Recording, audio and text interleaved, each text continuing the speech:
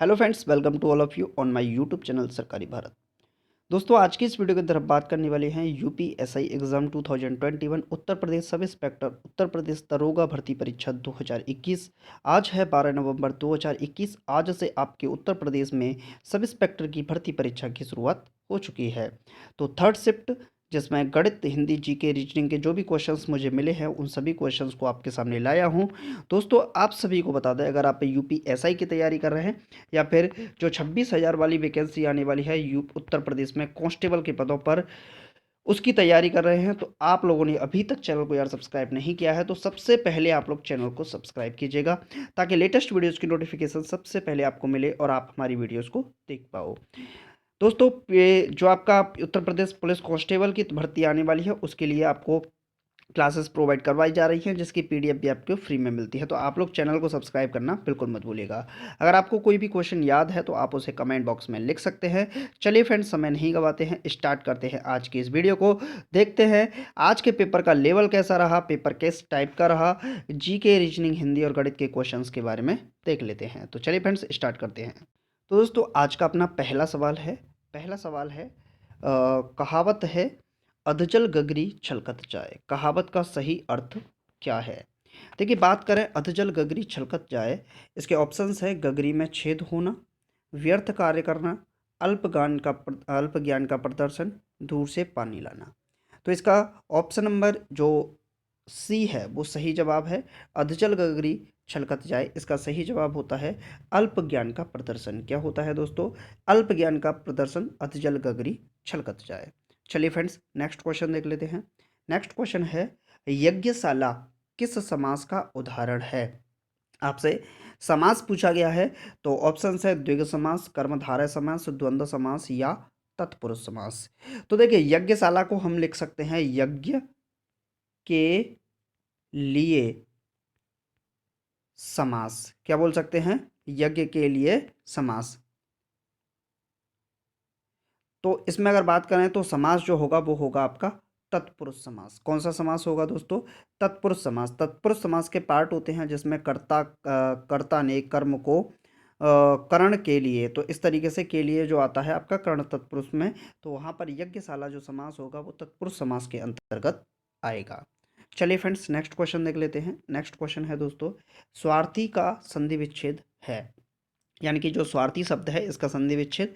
विकल्प हैं स्व प्लस अर्थी, स्वा प्लस अर्थी, स्वा प्लस अर्थी, स्वह प्लस अर्थी। तो दोस्तों, अगर बात करें स्वार्थी का संधि विच्छेद क्या है, तो इसका सही जवाब होगा दोस्तों, स्वार्थी को लिखते हैं स्व प्लस अर्थी। क्या लिखते हैं? स्व प्लस अर्थी स्वार्थी शब्द को लिखा जाता है। तो स्वार्थी शब्द का संधि विच्छेद होगा स्व प्लस अर्थी। नेक्स्ट क्वेश्चन देख लेते हैं दोस्तों। नेक्स्ट क्वेश्चन है, जीके का क्वेश्चन है, संविधान सभा प्रारूप समिति के सदस्यों की संख्या कितनी थी? बात करें संविधान सभा प्रारूप समिति के अध्यक्ष कौन थे, तो इसके अध्यक्ष थे डॉक्टर बाबा साहब भीमराव अंबेडकर, यानी कि भीमराव अंबेडकर इसके अध्यक्ष थे, प्रारूप समिति के अध्यक्ष थे। ठीक। इसमें कुल सदस्यों की संख्या, तो विकल्प हैं 5, 7, 9 या 11। तो इसका सही जवाब है दोस्तों 7 थी। संविधान सभा प्रारूप समिति के सदस्यों की कुल संख्या 7 थी। क्लियर है? चलिए फ्रेंड्स, नेक्स्ट क्वेश्चन देख लेते हैं। नेक्स्ट क्वेश्चन है दोस्तों, भारत का सबसे बड़ा जल प्रताप या जोग प्रताप किस नदी पर है? देखिए, भारत का सबसे बड़ा जो जल प्रताप है, जिसे हम जोग जल प्रताप के नाम से जानते हैं, इसका एक और नाम है महात्मा गांधी जल प्रताप। महात्मा गांधी जल प्रताप के नाम से किस जल प्रताप को, यानी कि वाटरफॉल को जाना जाता है? तो जोग जल प्रताप को ही जाना जाता है। ये किस नदी पर है? अच्छा, ये किस राज्य में है? सबसे पहली बात, कर्नाटक राज्य के अंदर है। और कर्नाटक राज्य में कहाँ पर? शरावती नदी पर स्थित है। तो भारत का सबसे बड़ा जल प्रताप, जोग जल प्रताप, किस नदी पर स्थित है? इसे गरसप्पा के नाम से भी जाना जाता है। गरसप्पा जल प्रताप। क्या बोलते हैं इसको? गरसप्पा जल प्रताप। तो जो गरसप्पा जल प्रताप है, जोग जल प्रताप है, महात्मा गांधी जल प्रताप है, कर्नाटक के अंदर शरावती नदी पर स्थित है। ठीक है फ्रेंड्स। अब बात करें गोदावरी को, तो इसको क्या बोलते हैं कि किस राज्य का इसे शोक कहा जाता है? आप लोग कमेंट बॉक्स में बताइएगा। कावेरी नदी की बात करें तो इसे दक्षिण भारत की गंगा कहा जाता है। नर्मदा नदी की बात करें तो ये जो नर्मदा नदी है इस पर एक जल प्रताप है जिसका नाम है धुआंधार जल प्रताप। क्या है? धुआंधार जल प्रताप किस नदी पर स्थित है? नर्मदा नदी पर, जो कि मध्य प्रदेश जबलपुर के अंदर स्थित है। और ये मध्य प्रदेश से ही निकलती है नर्मदा नदी, अमरकंटक की पहाड़ियों से। चलिए फ्रेंड्स नेक्स्ट क्वेश्चन देख लेते हैं। नेक्स्ट क्वेश्चन है दोस्तों, शिक्षा में सुधार हेतु ब्रिटिश सरकार ने सैंडलर विश्वविद्यालय आयोग कब नियुक्त किया? तो शिक्षा में आपसे कभी कभी क्वेश्चन पूछ लेता है सैंडलर आयोग। ये जो सैंडलर आयोग है, सैंडलर आयोग का संबंध किससे है? तो इसका संबंध है शिक्षा से। और शिक्षा में सुधार हेतु ब्रिटिश सरकार ने सैंडलर विश्वविद्यालय आयोग कब नियुक्त किया? तो इसके विकल्प है 1919, 1921, 1917, 1896। तो इसका सही जवाब है दोस्तों 1917 में शिक्षा में सुधार हेतु ब्रिटिश सरकार ने सैंडलर विश्वविद्यालय आयोग की स्थापना एक तरीके से इसे नियुक्त किया था। चलिए फ्रेंड्स नेक्स्ट क्वेश्चन देख लेते हैं। नेक्स्ट क्वेश्चन है महात्मा बुद्ध का महापरिनिर्वाण कब हुआ? तो इसके ऑप्शन है लुम्बिनी में, कुशीनगर में, बोधगया में, कपिलवस्तु में।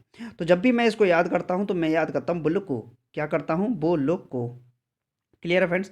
तो बो से क्या हो गया आपका, बो से हो गया महात्मा बुद्ध, लु से हो गया लुम्बिनी और कुश से हो गया कुशीनगर। तो महात्मा बुद्ध का जो जन्म है, जन्म हुआ था लुम्बिनी के अंदर, और महापरिनिर्वाण यानी कि अंत कहाँ हुआ था एक तरीके से, ये हुआ था कुशीनगर के अंदर। तो महात्मा बुद्ध का महापरिनिर्वाण, जो इनकी मृत्यु थी उसी को क्या बोलते हैं, महापरिनिर्वाण कहा जाता है। तो ये हुई थी कुशीनगर में। ऑप्शन नंबर सी इसका सही जवाब होगा। अगर आपसे पूछता इनका जन्म कहाँ हुआ था, तो लुम्बिनी में हुआ था। ठीक है, बोध गया में इनको क्या हुई थी, ज्ञान की प्राप्ति हुई थी। चलिए फ्रेंड्स नेक्स्ट क्वेश्चन देख लेते हैं। नेक्स्ट क्वेश्चन है प्लास्टिक से कौन सी गैस उत्पन्न होती है? ऑप्शंस है पॉलीनाइट्रोजन, पॉलीक्लोरीन, पॉलीहाइड्रोजन, पॉलीथिलीन। तो इसका सही जवाब है दोस्तों प्लास्टिक से कौन सी गैस उत्पन्न होती है? तो इसका सही जवाब है पॉलीथिलीन। पॉलीथिलीन नामक गैस प्लास्टिक से उत्पन्न होती है। चलिए फ्रेंड्स नेक्स्ट क्वेश्चन देख लेते हैं। नेक्स्ट क्वेश्चन मैथ का है, बहुत ही आसान सवाल है। साधारण ब्याज 5% दर से धनराशि 6500 रुपये समय 2 वर्ष में कितना ब्याज होगा? तो हमें याद है सिंपल इंटरेस्ट का formula, principal into rate into time बटा 100।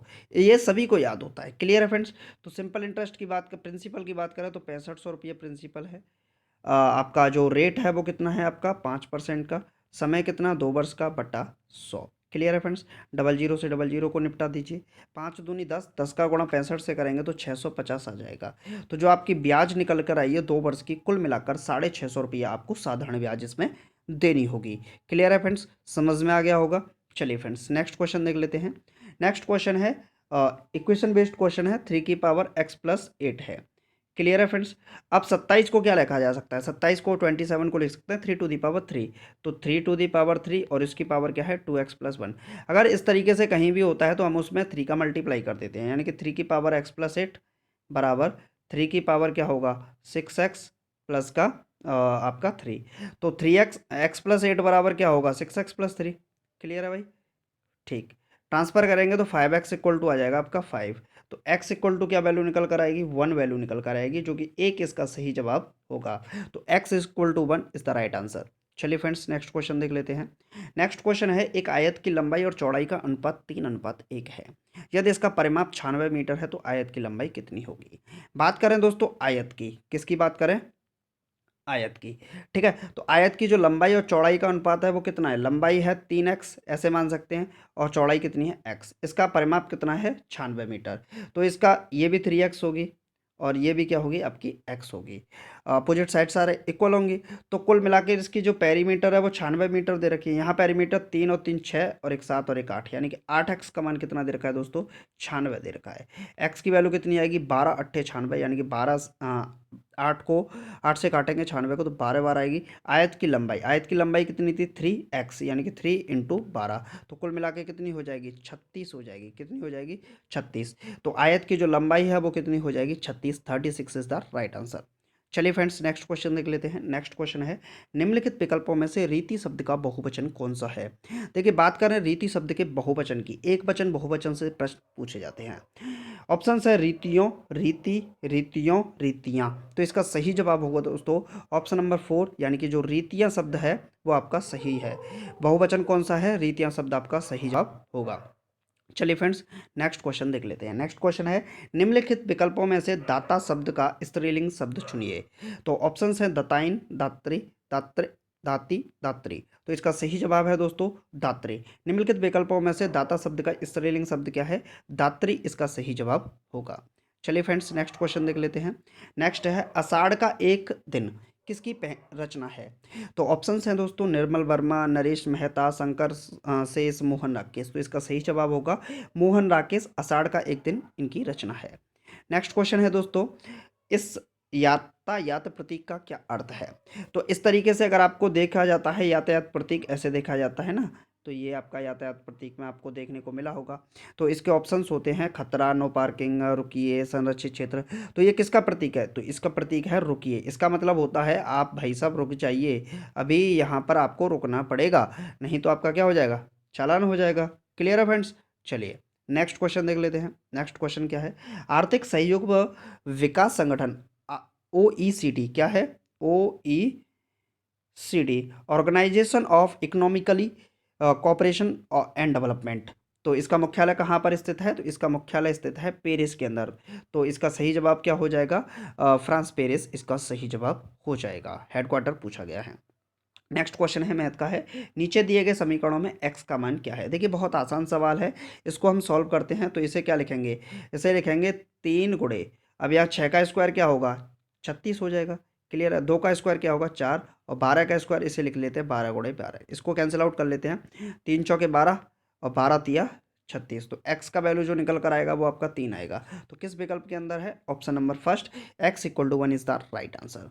नेक्स्ट क्वेश्चन देख लेते हैं दोस्तों। नेक्स्ट क्वेश्चन है, यदि दो संख्याओं का अनुपात 8:9 है, उनका महत्तम समापवर्तक 6 है, तो उनका लघुत्तम समापवर्तक ज्ञात कीजिए।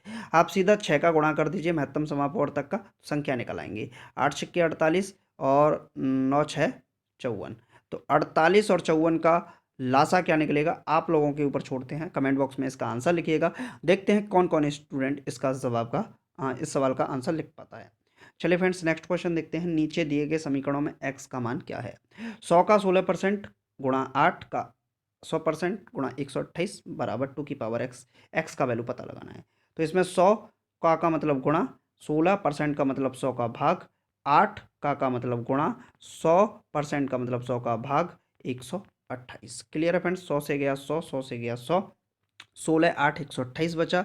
तो हम यहाँ पर लिख सकते हैं 2 की पावर x = 16 × 8 × 28 क्लियर है फ्रेंड्स?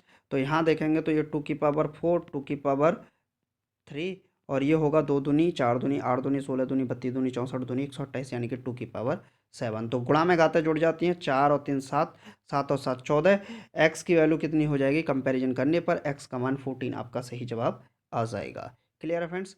तो दोस्तों आज की वीडियो में सिर्फ इतना ही। आपको वीडियो कैसा लगा? अगर आप भी यूपीएसआई या कांस्टेबल की तैयारी कर रहे हैं तो चैनल को अभी तक सब्सक्राइब नहीं किया है तो सबसे पहले आप चैनल को सब्सक्राइब कर लीजिएगा। मिलते हैं नेक्स्ट वीडियो में। Thank you for watching this video. जय हिंद, जय Bharat, take care, bye bye, love you to all.